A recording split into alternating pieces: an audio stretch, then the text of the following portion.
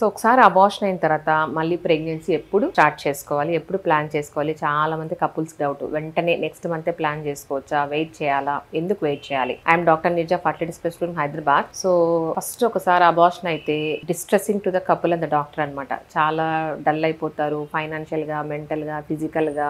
So అంత dull అయిపోతారు కాబట్టి రికవర్ అవ్వడానికి టైం పడుతుంది. అదొక రీజన్. సో ఇంకొకటి 3 months లో మనం పేషెంట్ కి folic acid supplements, multi vitamins, ఒకవేళ థైరాయిడ్ ఏమైనా కరెక్షన్స్ చేయాలా, ప్రొలాక్టిన్ కరెక్షన్స్ చేయాలా, స్పర్మ్ ప్రాబ్లం ఏమన్నా ఉందా, ఇంకేమైనా ఫర్దర్ టెస్టింగ్ అవసరమా, ఇవన్నీ చూసుకోవాలన్నమాట. సో ఫర్దర్ టెస్ట్ అన్ని అడ్వైస్ చేసి దానికి తగ్గట్టు ట్రీట్మెంట్ అడ్వైస్ చేస్తూ ఉంటాం. సో ఫోలిక్ యాసిడ్ సప్లిమెంట్స్ మేల్కి ఇస్తుంటాము, ఫీమేల్కి కూడా ఇస్తుంటాం అనమాట, to improve egg quality and sperm quality. So minimum మనము 3 months మళ్ళీ ప్రెగ్నెన్సీ ప్లాన్ చేయకూడదు అని చెప్తుంటాం. సో ఈ 3 months లో సప్లిమెంట్స్ వల్ల ఎగ్ క్వాలిటీ, స్పర్మ్ క్వాలిటీ పెరుగుతుంది. ఇంకొకటి ఏంటంటే వీళ్ళు విత్ ఇన్ వీక్స్ లో మళ్ళీ ప్రెగ్నెంట్ అవుతారు. వీళ్ళకి మెన్స్ట్రువల్ సైకిల్స్ కూడా మళ్ళీ 4 to 6 weeks లో మళ్ళీ వచ్చేస్తాయి. సో ఒకసారి అబార్షన్ అయితే మళ్ళీ ప్రెగ్నెన్సీ ఈజీగా వచ్చేస్తుంది. కానీ ఎందుకు మనం గ్యాప్ చెప్తామంటే ఆ స్పర్మ్ పూలు, ఆ ఎగ్ పూలు అవే ఉంటాయి అన్నమాట.